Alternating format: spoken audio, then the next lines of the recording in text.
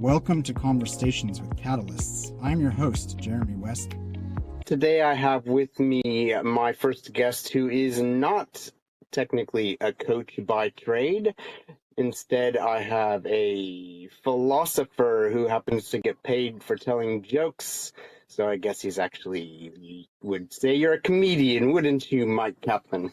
Thank you for having me. And yeah, I think technically by some official measure, I work as a comedian. That is how I spend a lot That of is, my time. Though I do like to tell people what to do. you like to tell people what to do you, Myq? Fantastic. So, Myq Kaplan, can you please tell my audience who is Myq Kaplan and how did you end up in the world of comedy? Sure, I'm a human being. Started life in New Jersey, and my parents were music teachers.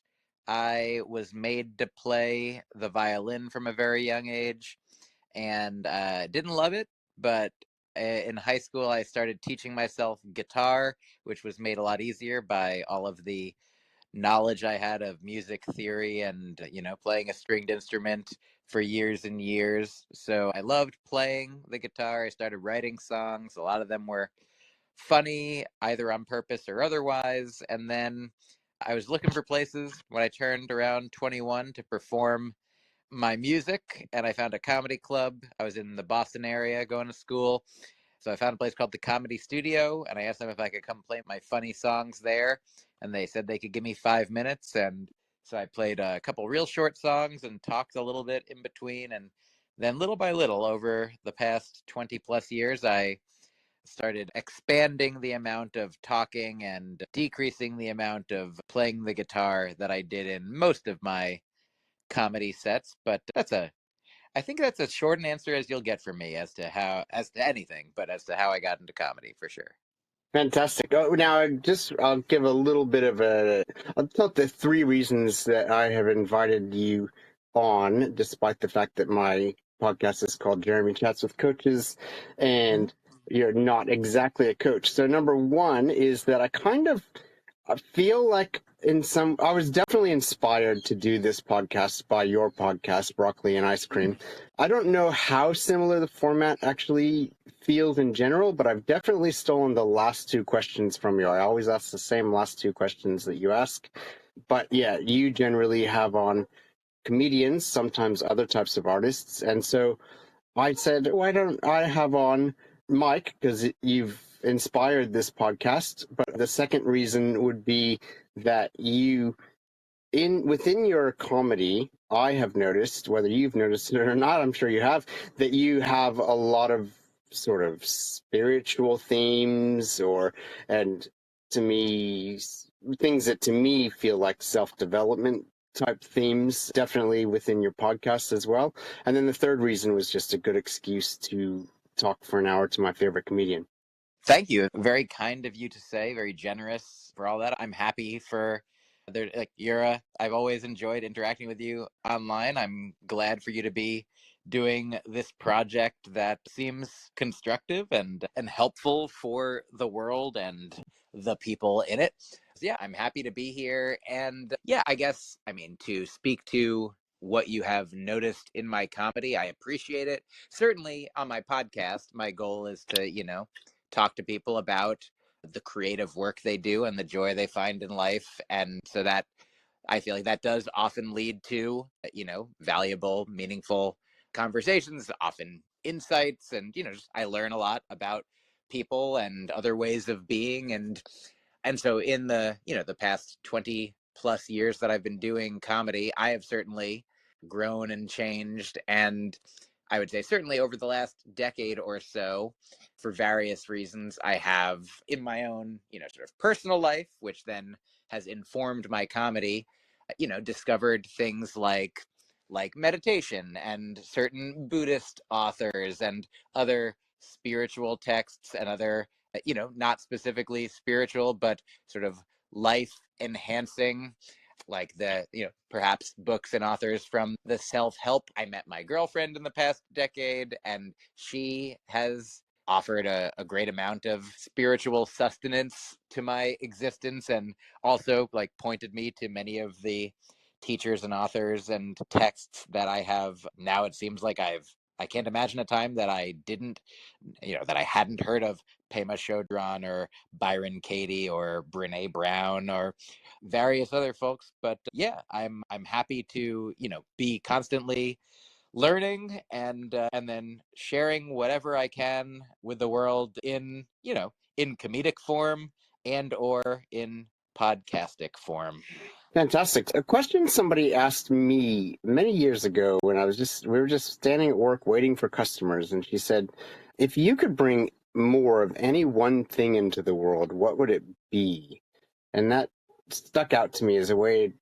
It took me a minute. It took me a few minutes, so I'll give you a minute while I'm talking to think of what it would be for me. But it struck me as a way to encapsulate really quickly a bit of your purpose in life. Myq Kaplan, if you could bring more of any one thing into the world, what would it be? Peanut butter. What if that was it? Yes! Thank you. Was that correct? Did I get it? No, I would say, Yeah, I that mean, means that you're really worldly, because wasn't that created by a black man? yeah, I'm an ally. And what my sincere answer is, I wish it could be more than one thing, but kindness is, I guess, one of the first things that springs to mind. I think at first I thought maybe joy, but I would say, the more kindness there is, I think that will secretly also increase the levels of joy within the people being kind and within the recipients of the kindness. So yeah, I would say Kindness. Fantastic. And then, obviously, as we've just talked a little bit, you have a quite an interest in self-development and self-help and all that kind of stuff. So if you were to say, what would be sort of the core philosophy behind your approach to life and work, and what's your core philosophy in life, Myq? Oh, thanks for asking. I guess I would say, a practice that really helps me out is gratitude, like whether in the form Mm. of, gratitude journaling, which is something that I do sort of a morning pages style, writing, or I do it in typing form on a website called 750words.com. I know a lot of people, there are some people who subscribe to, like, it's good to do it longhand, but for myself, I'll do that sometimes, but I often will just spend, part of, I'll wake up, and the first things that I do, like beyond, brushing my teeth and such, are I'll usually, before that, I'll meditate. And there's all kinds of different meditations that I'll listen to, different guides and different styles and different kinds of meditation. And some of them are gratitude based, or, metta or mindfulness. And then usually right after that, I'll get up and brush my teeth and such, and then do this writing, which often begins as a gratitude. If I like, sometimes if I have an idea of sometimes I will just stream of consciousness write and see what comes out. Sometimes I'll write my girlfriend an email, or my mom, or another friend. Sometimes, I'd say most often I will just start naming people and things and experiences and ideas that I am grateful for, and just sort of, pinballing all around. Like if I think of, one person, and I'm like, oh, and that person like introduced me to this band, like, oh, and then all of these other bands and other artists and other, and it's like a really nice, in contrast to sometimes in the past, and sometimes still, if I slip and like look at, I don't know, the news or social media or my email earlier. Like one of the books that my girlfriend brought into my life is by a man named Alan Cohen, and it's like every day is a page a day, inspirational, motivational, spiritual, like lesson or an allegory. And one of them is about the formative minutes of the day as compared to the formative years of the life. And the idea that, in your first couple of years alive, those are very important for like the rest of your life, speaking nutritionally and physically, mentally.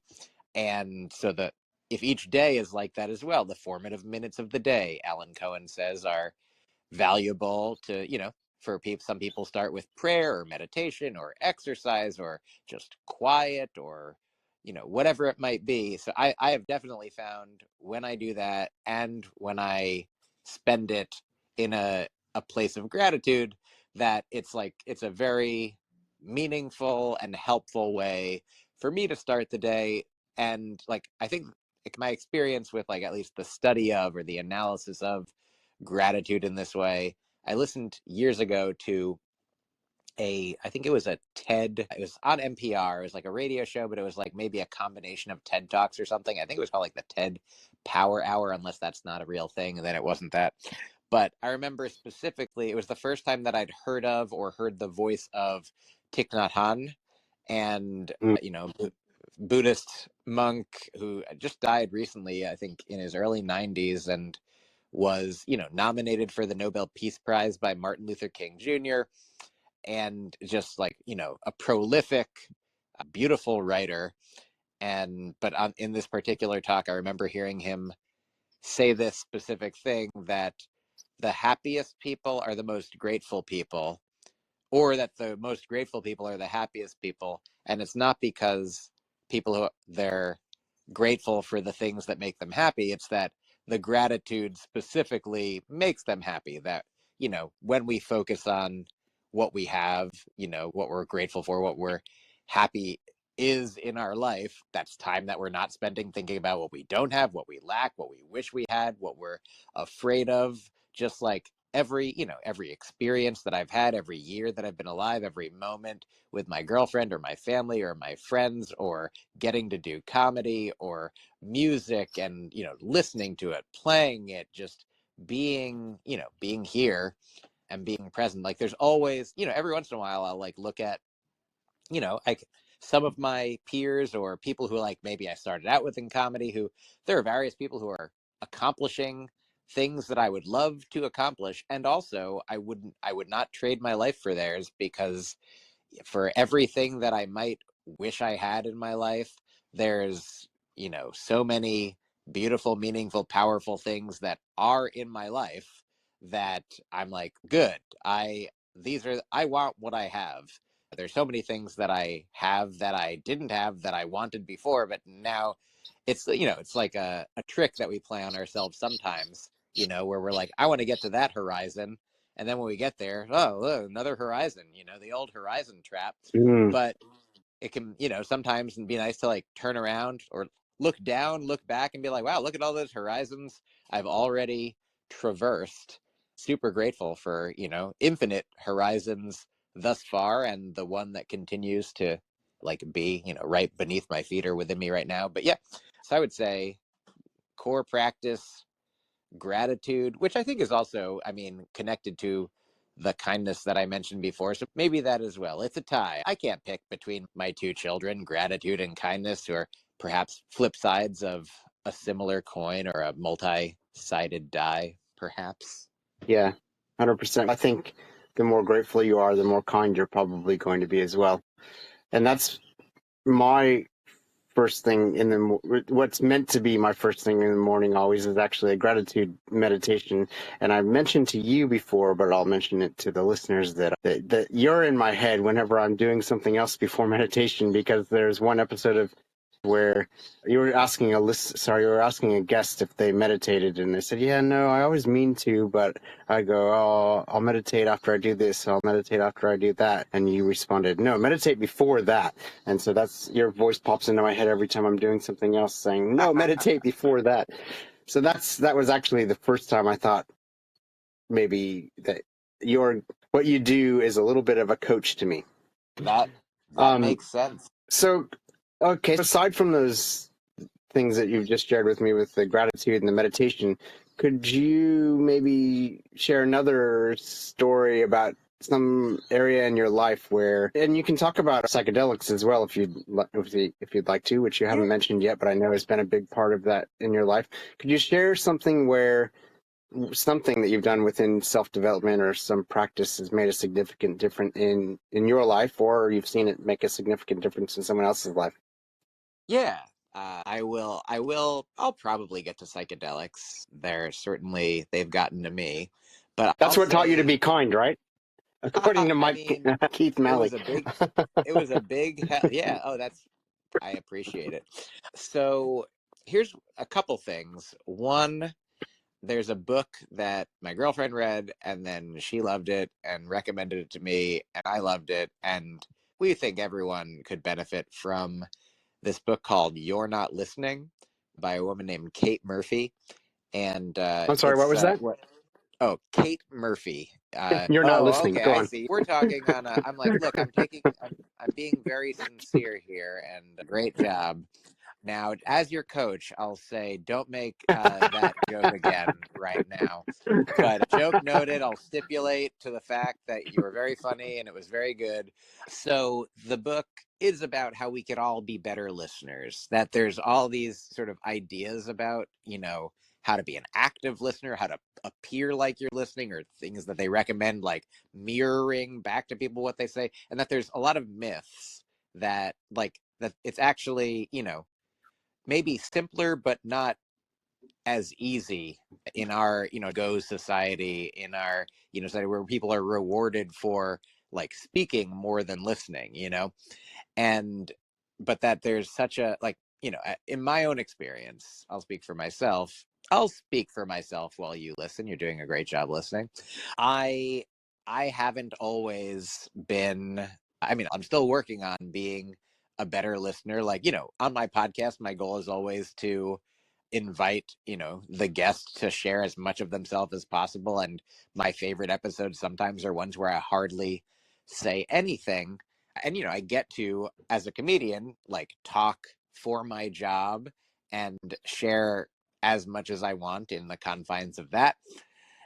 But it's just really, like perhaps these are cliches or ancient wisdom or whatever. The idea that like if you're talking, you're not learning, like maybe you can say a thing and surprise yourself, but definitely other people know things that you don't more than you know things that you don't. Like specifically, like, I mean, I'm a straight, cisgender, white, American, male, I'm many categories of privileged that, my society and my whole life has been like, oh yeah, me centered, and, we all hopefully understand, we are all in some ways, quote, me centered. You're all centered around me.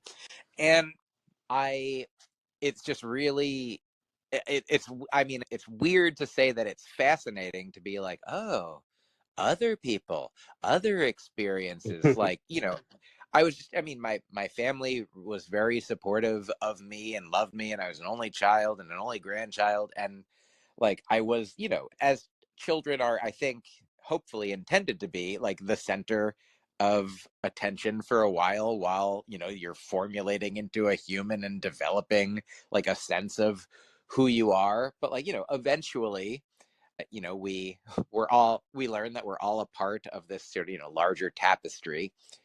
And so that one aspect of the answer to your question, I'd say, is that I have been working on like not necessarily saying everything that I think immediately in every situation. Obviously, if I'm in, talking with somebody or in a group of people, or where it's, where it's not me performing, I do my best to try and, if it seems like there are people who are quieter, like, my girlfriend in particular, she isn't quiet, but she doesn't want to like steamroll people in a conversation, like she is a wonderful listener and a wonderful conversationalist, especially when, there are people who are good listeners engaging her, where if you have two good listeners, then they both do a great job listening to each other. And if you have two people who are not, then you have people who are gonna, maybe both be advocating for themselves talking, and that'll be okay too. But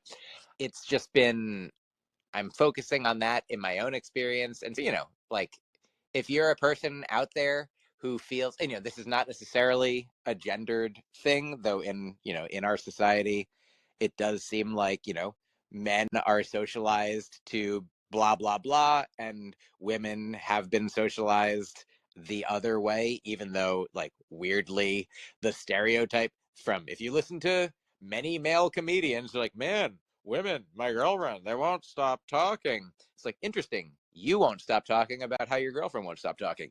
That is a fascinating turnaround. But so I'm thinking about that. The other piece of what I'll share right here is I love advice columns. I love advice podcasts. I read and listen to tons. There's Dan Savage's podcast is one of my favorites. I listen to Dear Prudence and read that column. And there's one called Captain Awkward. There's The Ethicist. There's Social Cues in the New York Times, which is one of my favorites. There's a podcast called Dear Therapists, which is really just so cathartic and heartwarming. And these two real therapists do basically a session with a person who has written or called in with an issue. And it's just, man, I love the genre or the field of advice giving. And that's, in part part of what I was alluding to. And I have an impulse, going back, I don't know, however long, if anyone says something to me, that could be a challenge or a problem or something they're working on or ruminating on. And my first instinct historically has been be like, well, you should do, here's what I would do, I feel like a lot of us have ideas of what we think another person would, could, or should do. And they aren't always asking us for those things. And so it's been really valuable. Like my girlfriend has been a large help, and just, and all these other ways of seeing sometimes. So I forget where this came from, but I mean, I think this will be appropriate for your show in specific, that sometimes when people are coming to you, and sharing something that they're going through, sometimes they're looking for a coach, someone to help them figure out what to do. Sometimes they're looking for a cheerleader, just someone to kind of, be there and big up them, as opposed to offer different ideas of what to do. And sometimes people are looking for just silence. So cheerleader, coach, or silence. Or another way, I don't know if this is the exact same paradigm, I've heard it put, sometimes you want to be helped, heard, or hugged. And which I think might correspond to roughly coach, cheerleader, and silence. And so I love advice columns, maybe because, optimally, I like when people who want advice are asking for it and then receiving it. So another, thing that I've been working on is trying to ascertain, either directly by communicating about it or indirectly if need be, when I'm talking to a friend or a loved one or, someone, like are they coming to me for advice, are they coming to me just to share, what does the person want and what can I offer, be it just whether it's my ear or my mouth, because I've been, throughout a lot of my life leading with my mouth, and often, there's two ears, so they've got even more power in the power of silence there. But yeah, so I'd say those are a couple things, and I'm happy to get into the psychedelic piece of it, but I'll leave it there for right now. So I would say, first up, I listened to your podcast, and I've noticed you are a very good listener. I've noticed a huge difference between when you are the interviewer and then every 100th episode where you have someone else interview you? Yeah, thereabouts. I think we've done that. Yes. Yeah, and there's a huge difference. You, like me, like myself, you do like to talk and have do you still have your podcast called The Faucet? I do. I began it during the lockdown phase of the pandemic, and so I did it a lot more regularly then, and now it doesn't come out with a specific regular schedule, but it does offer an outlet for me to just, spout off a stream of consciousness out of the faucet that is me. So I think you might be similar to me. I just was traveling with my family of origin in Europe last year, and my dad likes silence.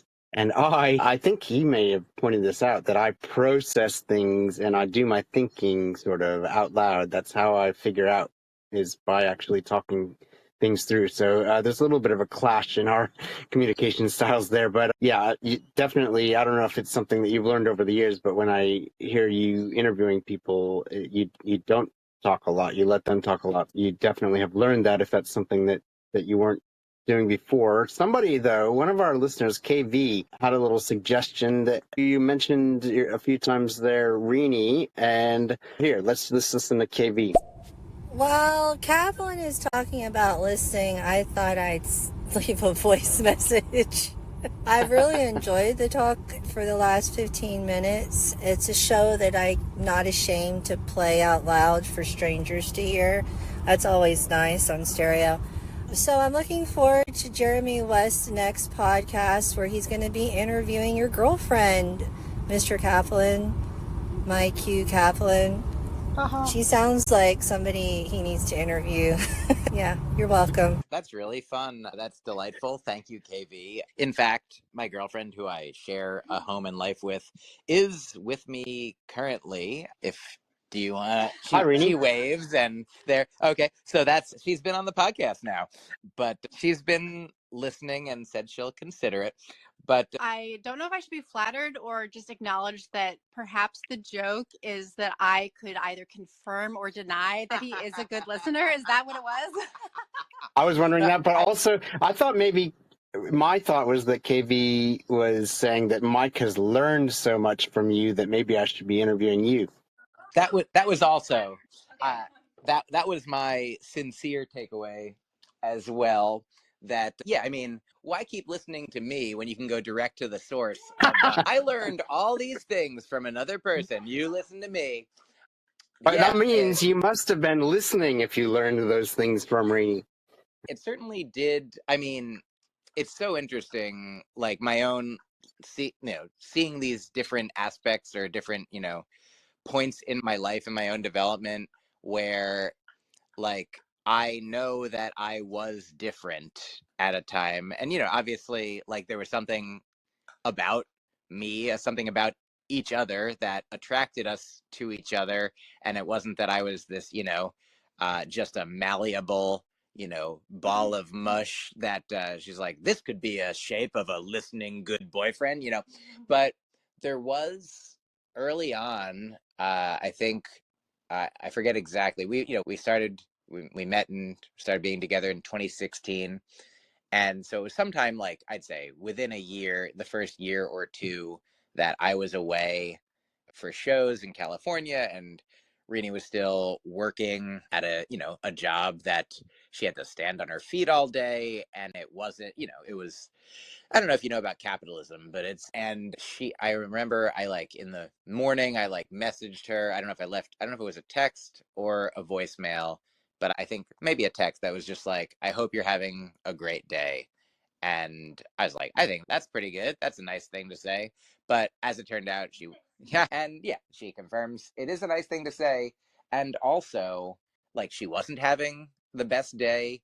And it led to us having a conversation eventually where she let me know that for her and for a lot of people, but definitely for her, she said that being asked questions was a way that made her feel more cared for, because saying like, hope you're having a great day, like if she's like, but I'm not, like there was no, she didn't want to disappoint me. There was no invitation for her actual experience. I was not expressing curiosity. I was just like, checking a box, being like, I want to make sure you're okay. I'm okay. We're okay. And just say you're okay and we'll be okay. But and I remember part of the conversation involved like me not even really intellectually understanding what the difference was between like, how was your day and tell me about your day, like, not with that tone necessarily, but just that a question is inviting, a question is like open-ended and spacious. And but at the time I was just like, I don't totally get it, but I'll do it. And the next time, like maybe the next day or whatever, I was like, how are you doing? How is your day? And like, it's so fascinating how it can, like, I wasn't doing it as a joke, but I was at first kind of just, going through the motion of it. I'm like, I will, like, because I love her and I want to make her feel good. And if she says if it's no difference to you, if it's no difference to me, Mike, if it's no difference to me, however I say a thing about your day, then absolutely, I'll do the one that you want. 100%. Like, do you know, Jeremy, the platinum rule? Yes, I thought I came up with it, but then I've heard other Haha. people talk about, yeah, because I was like, Jesus is not noticing that some people don't want to be treated the same way that you want to be treated. But yeah, tell us the platinum rule, Mike. Yeah, my understanding of it is, instead of do unto others as you would have them do unto you, is do unto others as they would have you do unto them. Don't treat others the way you want to be treated. Treat others the way they want to be treated. And in order to do that, sometimes it's important to be curious and investigate and be inquisitive, and like, certainly if it's somebody in your life where you can be like, hey, how would you like to be treated? How can I care for you? And so in this particular instance, questions were a very easy way for us to do it. And so now I do my best to remember that and implement it. And I think it's gotten to a point where every once in a while, like, there might be some people out there who don't want, especially if it's like, maybe sometimes I'll meet a new person and I'll just like ask them a lot of questions because I'm Mm. curious and I want to get to know them. And at some point they'll be like, this feels like an interrogation. I'm like, oh, do you want me to talk? And I can let the beast out. That you Um, that used to happen to me all the time when I was an Uber driver, but I'm pretty sure that what they wanted when they said this feels like an interrogation was silence. ha, yeah, I mean, certainly in an Uber, it's nice to have that selection where I don't know if they have that everywhere, but to be like, what do you want? Sometimes people do like Oh, is that in the app? silence. Yeah, It wasn't yeah, back when I drove, and it was gotcha. annoying as the driver. I was like, do they want me to get a conversation going, or do they just want to be silent when they weren't? Understood. Reading's the best. That's in conclusion. Yeah. In conclusion, so I was going to say, because I dabble in comedy. And it's in Sure. three different, yeah, but I have done stand up, and when I just said I'm completely serious that I thought that I came up with the platinum rule. I don't think I called it that, but I'm sure that I must have heard it somewhere and then thought it was my own idea. So that whole thing where it's the cardinal rule or whatever of stand-up comedy that you never take anything from anyone else. I'm like, but I don't know if my thoughts are original or if I got it from somewhere else. I always think it Well, was my own idea. I mean, these things happen, and I mean, for all of us, there is almost always no way to know that like, first of all, like, we didn't invent the language, we came into this world, we didn't create the society. I'm talking about like us individually, you and me, and nor Yeah. any individual person. And like, we're all working with the same, cultural ingredients and, linguistic ingredients. And and there is parallel thinking. Like, it's quite possible that you did come up with it on your own, as did others. Like, people invented calculus in two different places around the same And time. So and also the Darwin's theory. Someone else was about to publish. He'd stuck it in a drawer, and yeah. yeah, I mean, like, it certainly happens with jokes pretty frequently. Every once in a while, I write a lot of jokes. They get out there in the world. Sometimes somebody will be like, hey, that reminds me of blank's joke from, could be 30 years earlier, could be 5 years later. And as long as, the goal for us is to, not actively, purposefully do something that, that takes from somebody else's work, intending to do that, as opposed to intending to be as innovative and original and creative and unique as we possibly can, yeah, then, like, it happens to the best of us. Oh, So so you're the you're the best. best. Now, how do you now? I've heard you talk about this before, and you've mentioned it in this conversation that your parents were really good at letting you know how good you were and making you feel really good. And I've heard you mention that when you started comedy, you had an unearned level of confidence and things like that. So, first question: do you ever experience self-doubt? That's a good question. I mean, I would say Probably, yes. And I probably, I think it's like a really delicate balance, this spectrum where, yes, I do say that I started comedy with like a level of delusional self-confidence that eventually was tempered by, sort of increasing awareness and greater accuracy of, how I was actually, connecting and being perceived.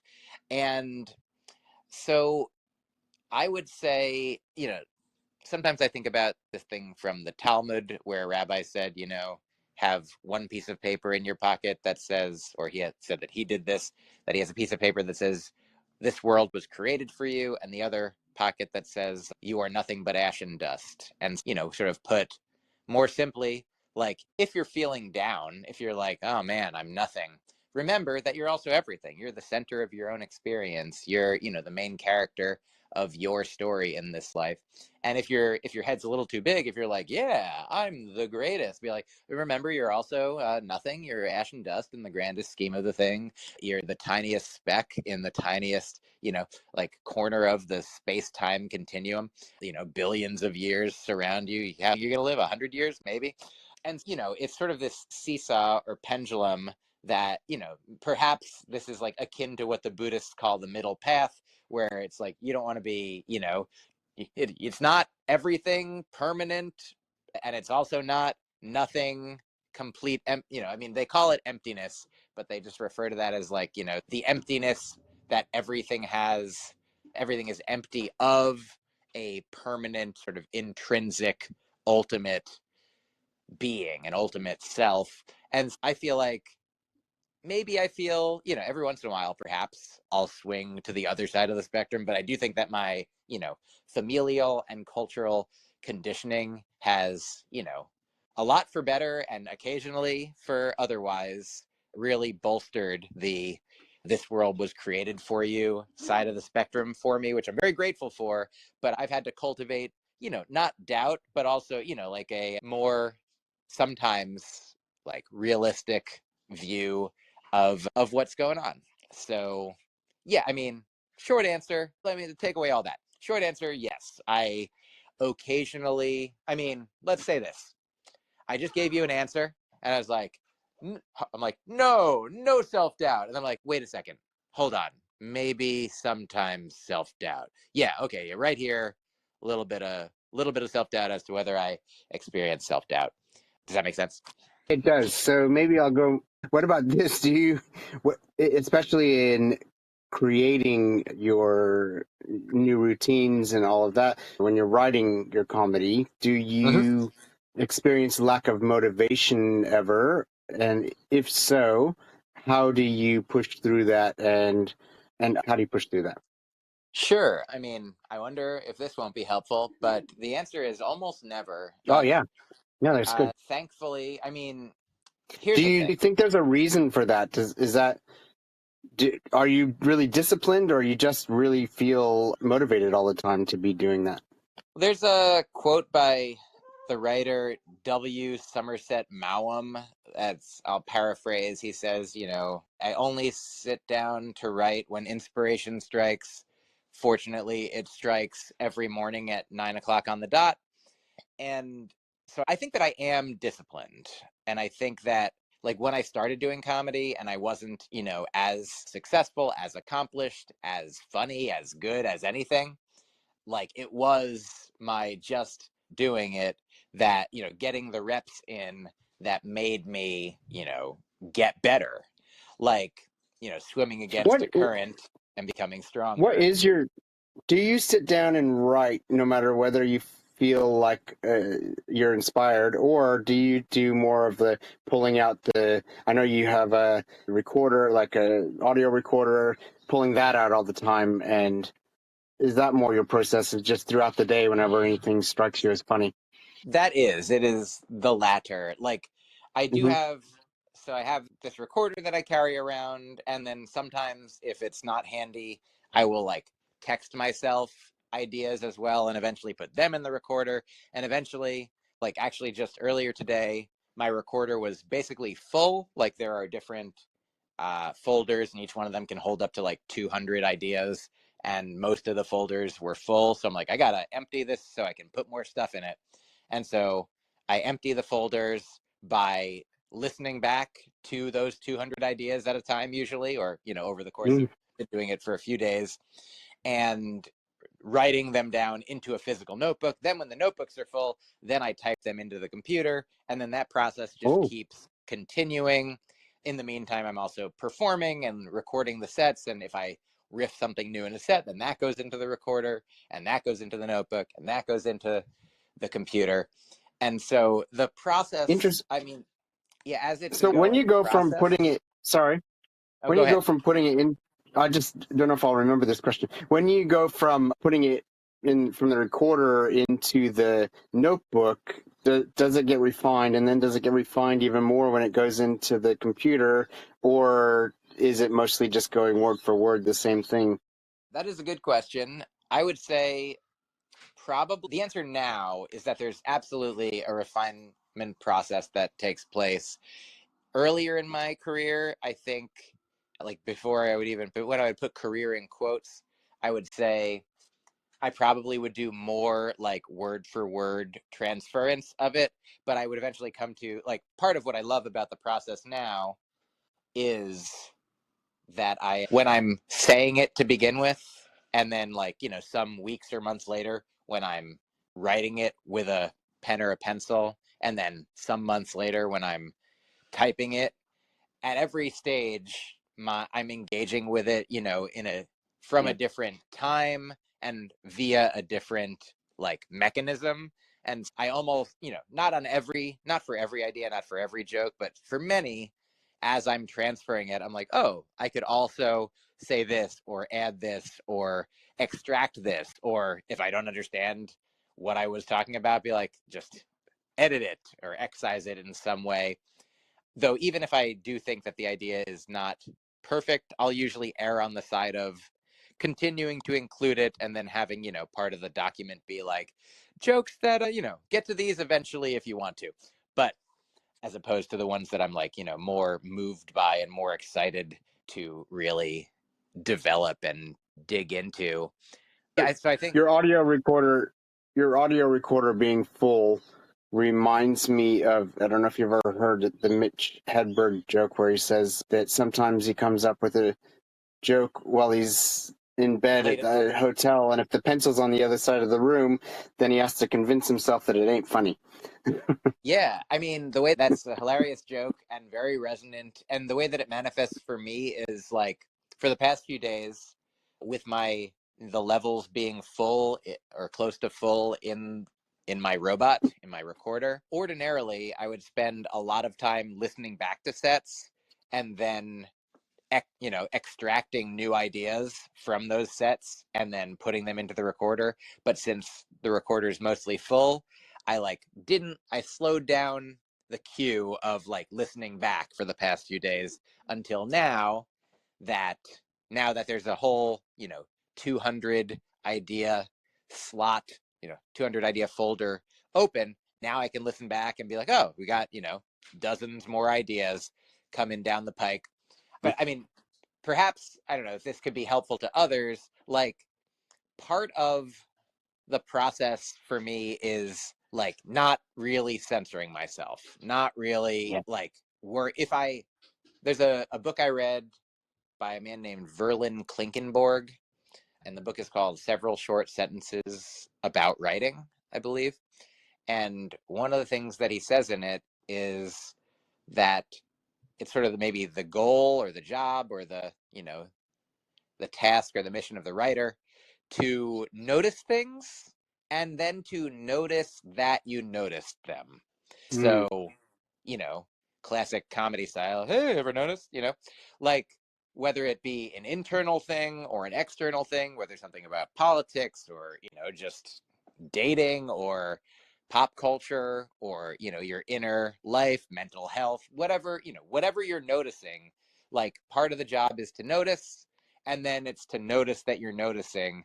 And so who has left the room now, so we can speak honestly about her, and I can tell you that I really love her and everything I said is true. And like, we have a kind of, joke that I will say everything that I think, and she will think about everything that she says. Yes.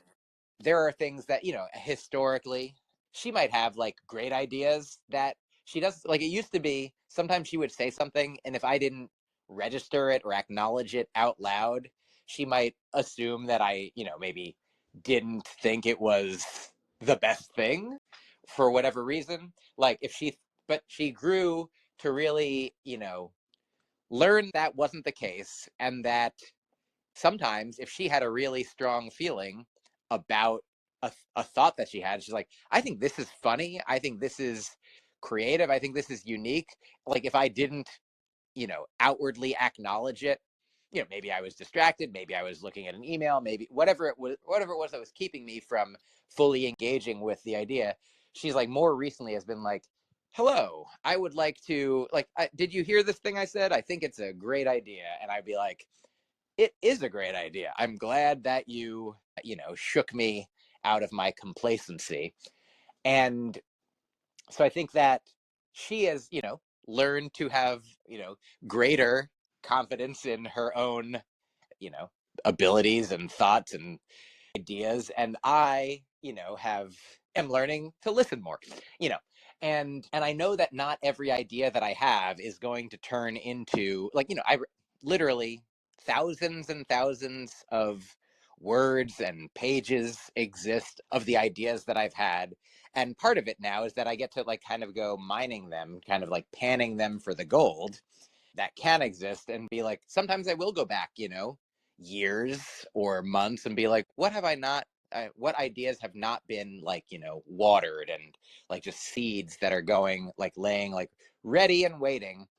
And so that's the thing. Like in 2006, I'd been doing comedy about 4 years, and I had written a bunch of jokes that I thought were the best jokes I had ever written about the movie Snakes on a Plane.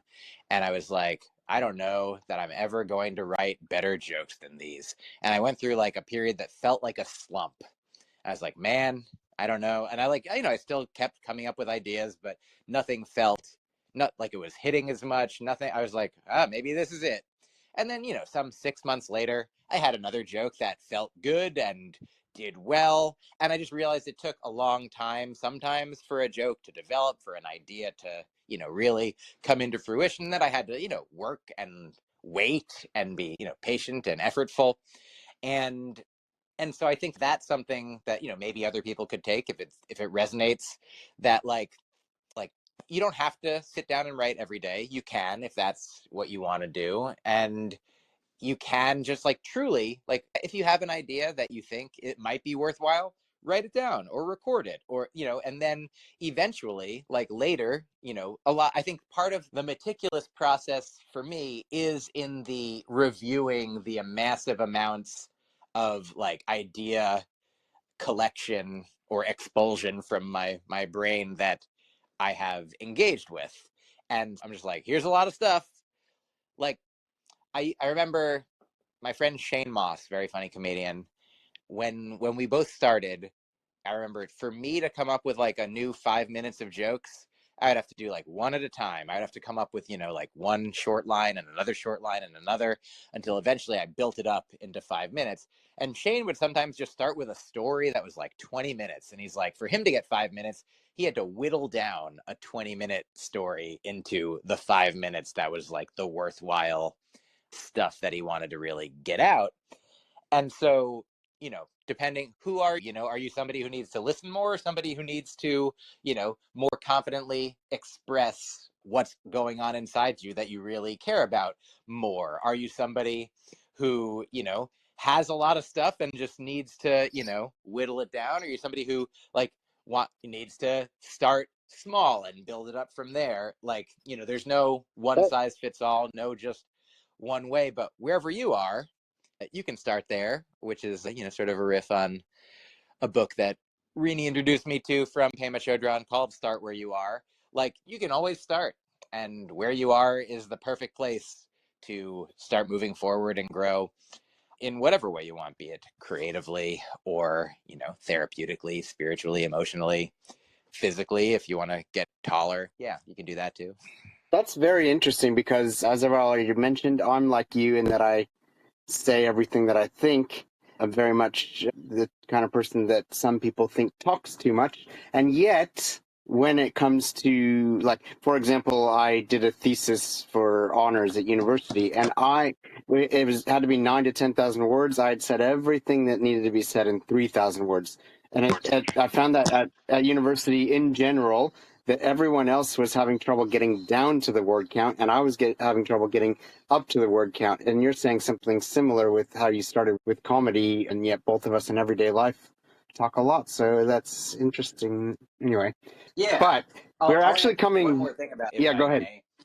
Just another, No, no, go ahead. concept Go that for it. Rini introduced into like this vocabulary into our experience, that when I'm starting to like create a new hour of comedy, let's say, for a new hour, for a new special, a new album, we call it she coined the term the blooming phase, where I'm just like, growing and growing and planting seeds and watering them. And it's, just more and more. And then eventually, when it's time to like shape it into the final form that will be, recorded and presented or toured first, it's always, always constantly happening. But she calls that, and we call that now, the pruning phase. And kind of both are happening at all times. Like in the beginning, it was like, lots of ideas build up, because, I didn't have trouble like coming up with a certain word count. I had trouble coming up with a certain like quality joke count.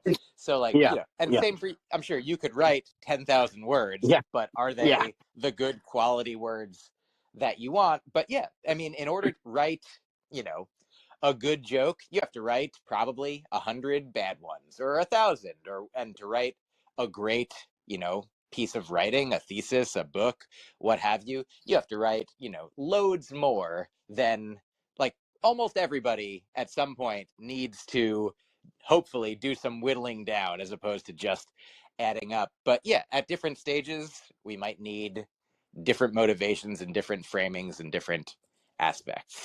I'll just quickly ask: is Shane Moss? I don't know. I know of Shane Moss mostly from all different, well, mostly probably from your podcast. But anyway, I don't know him personally for sure. Would he be someone who people would think talks a fair amount, or would he be more of a quiet listener type? I think he is a talker. Okay, so that doesn't fit my theory that I was thinking. Maybe those of us All right. who, yeah, anyway. But we've actually run out of time. Oh. I'm hoping that when I ask you to come on again, that you answer me yes, because I have a lot more to talk to you about. But let's just finish with the last two questions that I've copied from you. Firstly, Sure. Is there anything that we talked about that you didn't get to say as much as you wanted to because we went off on a bit of a tangent? I mean, I appreciate it's an honor to hear and receive that question that I'm usually on the other side of. I'll say, I mean, I will be very excited to come on and talk more, because as you may have gleaned from my saying it directly, I do love a good me talking time. And yeah, I think I'll say the one thing that we didn't, obviously didn't touch too much, but we kept teasing it. And next time, everyone, Next time is 1 hour of psychedelics.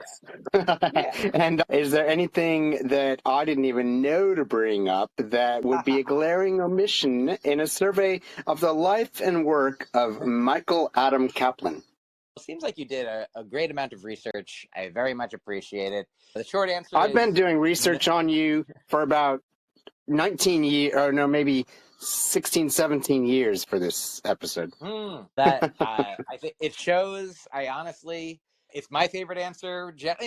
I like it either way. On my show, if somebody's like, actually, I do have something, I'm like, wonderful. I'm happy to receive it. And if somebody's like, no, I think you were really thorough, that makes me feel good in that way. So I will say 100%, you were very thorough. I feel, seen and heard and cared for and respected and honored and flattered. And it's really, I appreciate the kind words of support, and I'm happy to be any part of, the journey that you had in creating this podcast and how you're living your life. I always appreciate hearing from you online, and it's been a pleasure to talk to you. So I'll say, that's my short answer, no, plus all those other words that I said. I think you did a great job, and I appreciate you. Thanks, Myq. And I also will say there's only one time I've been in the same city as you when you were doing. There's only one time I've been in the same city as you, and I went to a small bar show of yours, and I'll always remember that. Guess what? Your sort of one of your main philosophies in life is be kind, and you were very kind and gave me your drink ticket for that night. For those listeners who love hearing all these things that you have to say, and would even love to hear some of it with a lot more jokes put in as well, where can they find you? How do they find you? Thank you for asking. So Myq Kaplan is my name, spelled Myq Kaplan. And if you search for that wherever, you'll find my albums on all the streaming platforms. You'll find a special on Amazon and on Drybar. You'll find my social media is just at Myq Kaplan, spelled like that everywhere. My newsletter comes out once every week or two for free, and more if you subscribe at myqkaplan.substack.com. My podcast, Broccoli and Ice Cream and The Faucet, you can find on your podcast app of choice. And yeah, myqkaplan.com will have a lot of that too. So pretty much put Myq Kaplan into a search on the internet where you want to find stuff, and you should find the stuff. Awesome. And you can always find all of my links at jeremywest.net, including a link to every episode of this podcast, and just under that, a link to all books mentioned on this podcast, including all the books mentioned by Myq today. So thank you very much, Myq. And thanks for coming on. And thanks for being kind. And thank you for being you, Michael Adam Kaplan, and for inspiring other people to be more of themselves as well, whether you mean to or not. I'm happy for that to be whether I mean it or not. But thank you, my friend. It's been a great pleasure. Thanks. We'll see you next time on Psychedelics, the Psychedelic Hour. Sounds good. Bye.